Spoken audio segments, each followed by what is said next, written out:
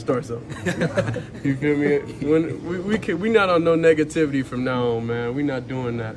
I'm just here to be positive, and I don't speak on anything negative, you know. So that's the new wave. That's what we going forward with. Anything negative, we not talking about it. We not speaking on it. Not judging the Browns for the decision. That's entirely a football move. Yeah, I think whatever Kevin Stefanski says is fair because it's Kevin Stefanski's team and it's his process.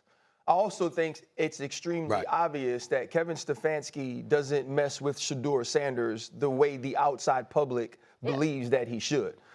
When you think about this process, it feels that Kevin Stefanski wasn't ready to draft Shedeur Sanders, and then upon drafting him, he didn't put a plan in place to handle the person.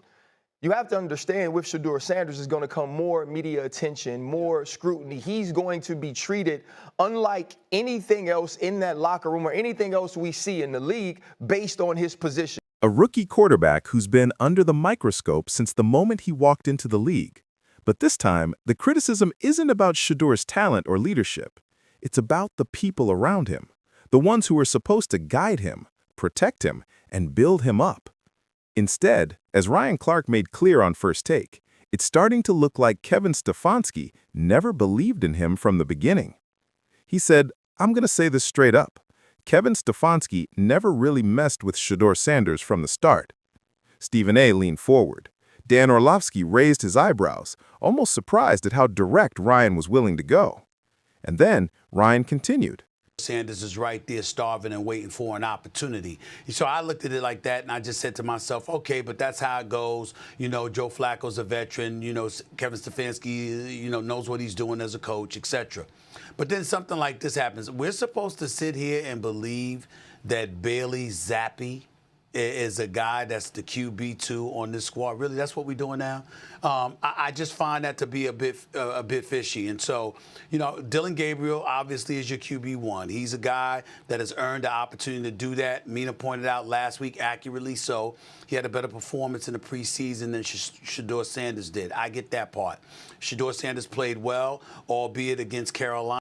This kid came into Cleveland with the hype, with the pedigree, and yeah, with the name. But what he didn't come in with was a coach who actually wanted him. Stefanski didn't want him drafted. That was a front office move. And when that happens, it's already a setup. You can tell by how they've handled him since day one. Those words struck hard because they reflected what fans had already started suspecting. Throughout the preseason, Shedeur Sanders looked composed, accurate, and confident in every rep he got. Reporters praised his field vision and his maturity under pressure. But even after showing promise in multiple appearances, he was still stuck behind names that most analysts didn't expect to see holding a clipboard, let alone QB2, including Bailey Zappi. That's when the confusion started. Why was Shedeur, arguably one of the most naturally gifted rookie passers in the league, not getting second-string reps? Ryan Clark connected the dots for everyone watching. This ain't about competition, he said. This is about politics. Stefanski's trying to control a locker room that's already shaky. And the easiest way to do that? Keep the spotlight away from the one player who naturally attracts it. He was talking about Shedeur's presence. From his college days under Deion Sanders at Colorado, Shedeur wasn't just a quarterback. He was a brand, a symbol of a new kind of athlete who understands both the business and the game. His name alone brings cameras. But that spotlight can make some coaches uncomfortable, especially ones who prefer quiet systems and predictable hierarchies. Kevin Stefanski is exactly that type of coach. Stephen A. Smith jumped in, adding even more fuel to the fire. "Ryan, I agree with you, brother. You look at how Stefanski runs this team, he's methodical, he's careful, sometimes too careful. You're telling me he's got Shedeur Sanders, a guy who can stretch the field, who can handle pressure, and instead he's letting him rot on the bench behind a guy who's still figuring out how to throw a slant route? That don't make sense." Dan Orlovsky tried to cool things down, saying the Browns might be protecting Shedeur from too much early pressure. But Ryan wasn't having it. Sanders is right there starving and waiting for an opportunity. So I looked at it like that, and I just said to myself, okay, but that's how it goes. You know, Joe Flacco's a veteran. You know, Kevin Stefanski, you know, knows what he's doing as a coach, etc. But then something like this happens. We're supposed to sit here and believe that Bailey Zappi is a guy that's the QB2 on this squad. Really, that's what we're doing now.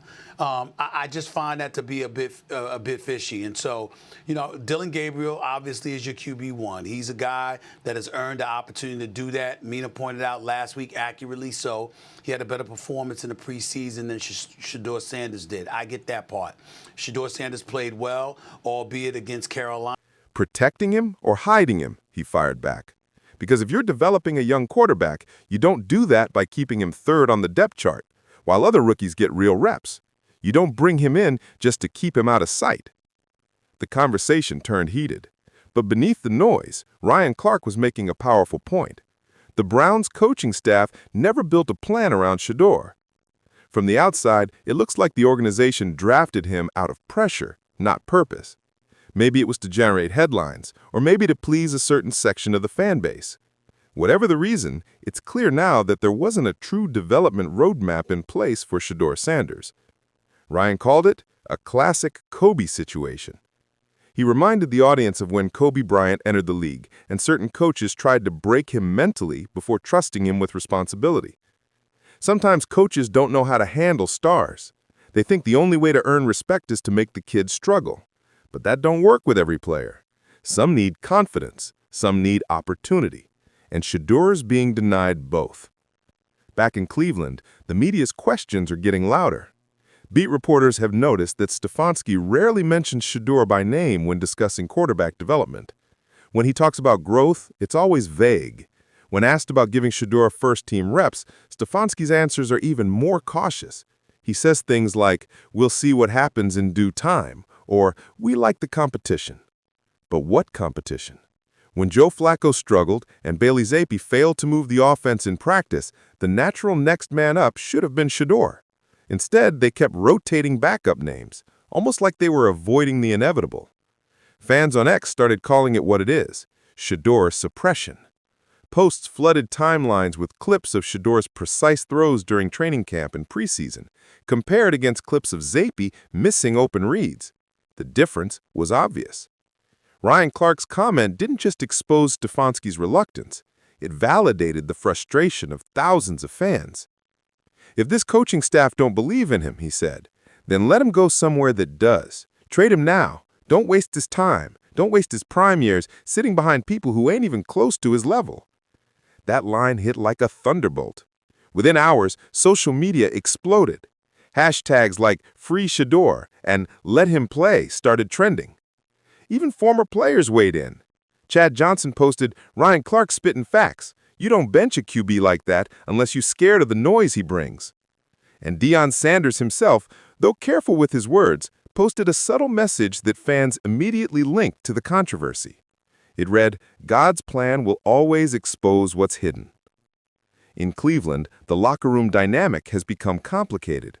Players who bonded with Shedeur during training camp talk about his work ethic and humility. They say he stays late after every session, reviewing film and running footwork drills. But they also admit he's frustrated, not because of the media attention, but because he feels like he hasn't been given a fair shot.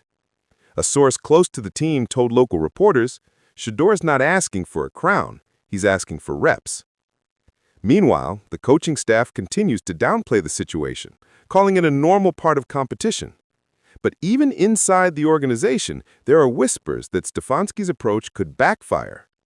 One insider put it bluntly, if Stefanski doesn't handle this right, he might lose the locker room.